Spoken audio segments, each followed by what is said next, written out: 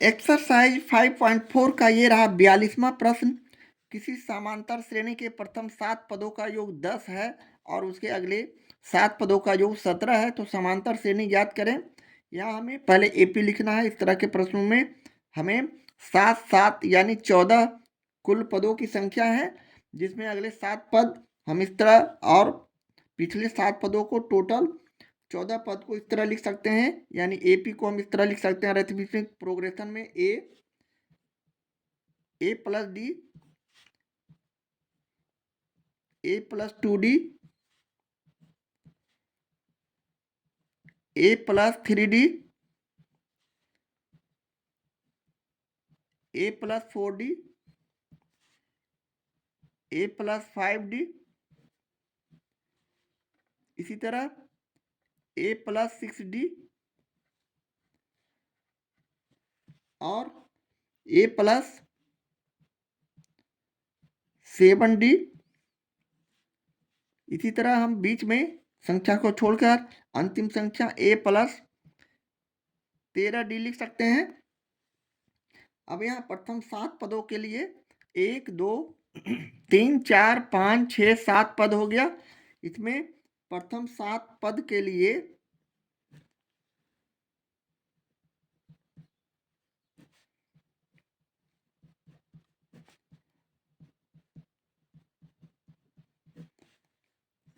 ए का मान यानी प्रथम पद हमारा क्या हो जाएगा, तो ए हो जाएगा। जबकि अगले 7 पदों के लिए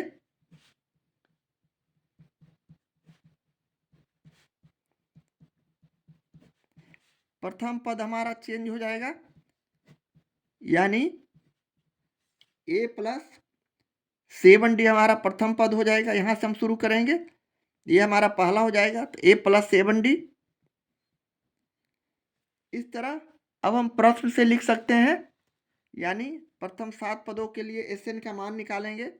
तो हमारा प्रथम, इसलिए प्रश्न से लिखते हुए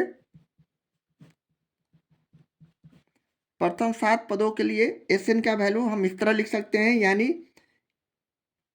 7/2 n/2 हो गया 2a, यानी 2 गुने a का मान a है,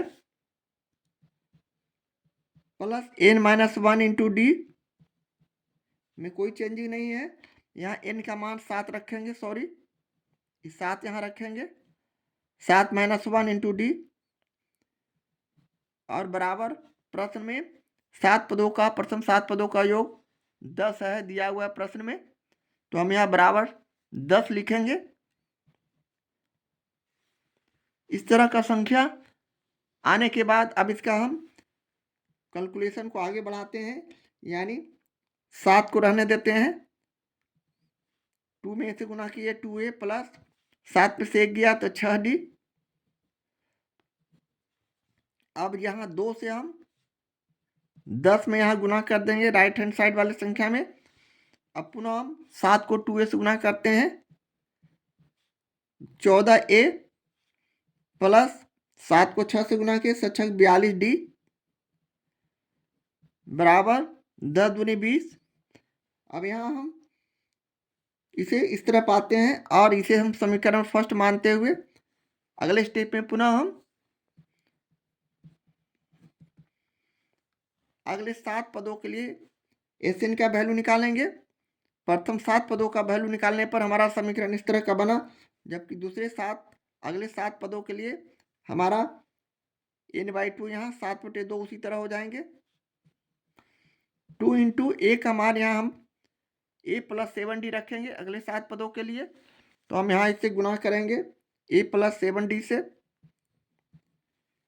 और प्लस का चिन्ह देते हुए n-1 यानी 7-1 इंटू डी करेंगे और इसका वैल्यू हमारे प्रश्न में 17 है, यानी अगले 7 पदों का योग 17 है, तो 17 लिख दिए।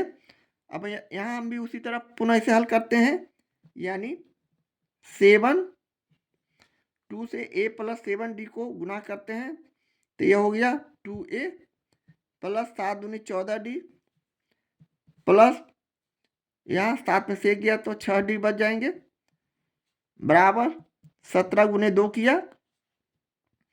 अब हम इसे, यहाँ -D है, सॉरी 6D कर दिए, प्लस 6D, सॉरी ठीक तो है।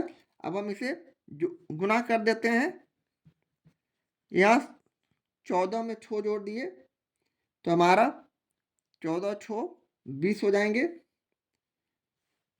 इसे एक स्टेप में और 7 2A plus 20D equal to 17 दूनी 34, और इसे हम गुना कर देते हैं तो हमारा रिजल्ट 7 दूनी 14A प्लस 20 4 से 140D इक्वल टू 34।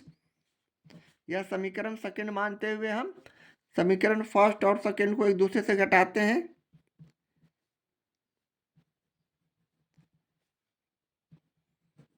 समीकरण फर्स्ट और सेकंड से लिखते हुए हम समीकरण फर्स्ट को 14A plus 42D equal to 20 लिखे, और दूसरी समीकरण 14A प्लस 140D बराबर 34 लिखा। और इसके बाद हम एक दूसरे को चिन्ह बदलते हुए घटाते हैं, यानी यहाँ माइनस हो गया, यहाँ माइनस हो गया, और यहाँ भी माइनस हो गया। अब हम इसे काट देते हैं, विपरीत चिन्ह इक्वल संख्या 140 में 42 घटाते हैं तो -98D बचेंगे। -34 में 20 को घटाया तो हमारा -14 बचेंगे। इसलिए यहाँ से हम D का वैल्यू निकाल सकते हैं, -14 बटे -98, माइनस माइनस कट गया, 4 × 98 यानी 1/7 हमारा D का मान हो गया। इसी तरह अब हम अगले स्टेप में D का मान समीकरण फर्स्ट या सेकंड किसी में भी रखकर A का मान निकाला जा सकता है। तो हमने यहाँ समीकरण फर्स्ट में मान रख रहा है, यानी 14A plus 42D equal to 20 हमारे पास समीकरण फर्स्ट है। अब यहाँ से हम लोग 14A प्लस 42 गुने 1/7 किया D का मान रखते हुए, 7 42 6 गए। अगले स्टेप में हम इसे पुनः 14A बराबर 20, और यहाँ 6 है, 6 को हम राइट हैंड साइड ले जाएंगे तो -6 हो जाएंगे। अब 20 में से 6 गया तो यहाँ से अब हम लोग A का मान निकाल सकते हैं। 20 में से 6 गया तो 14, यानी 14 से यहाँ भाग कर देते हैं तो ये कट जाते हैं 1, यानी A का मान 1 आ चुका है। इस तरह अब हम अरिथमेटिक प्रोग्रेशन निकाल सकते हैं। हमारे पास AP इस प्रकार है, यानी A plus D, A plus 2D, A plus 3D, इसी तरह A प्लस 4D, और बहुत सी संख्या लिया जा सकता है।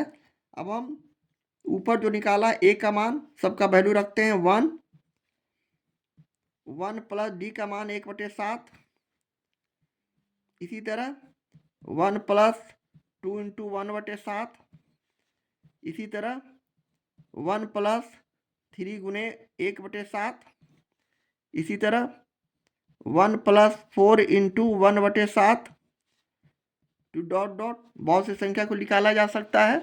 इसी तरह अगले स्टेप में इसे हल करते हैं तो हम 1, ये हमारा LCM 7 तो 7 + 1, इसी तरह यहाँ LCM 7 तो 7 + 2, इसी तरह LCM 7 तो 7 + 3, इसी तरह LCM 7 तो 7 + 4, यानी डॉट डॉट और भी संख्या हो सकती है।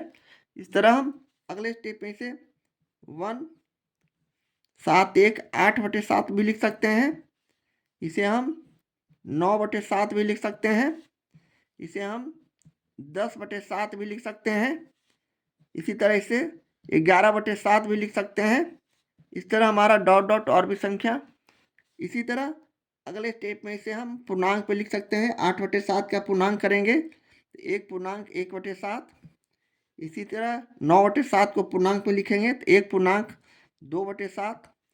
10/7 को पूर्णांक पे लिखेंगे तो 1 पूर्णांक 3/7।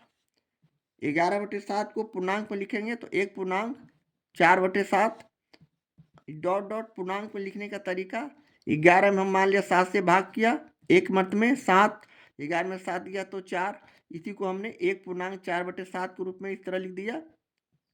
और यही सभी जगह हम लिखते आ रहे हैं और यही हमारा आंसर हो गया और यही हमारे 42वें प्रश्न का सॉल्यूशन हो गया। इस तरह हम प्रश्न 42 का सॉल्यूशन करते हैं।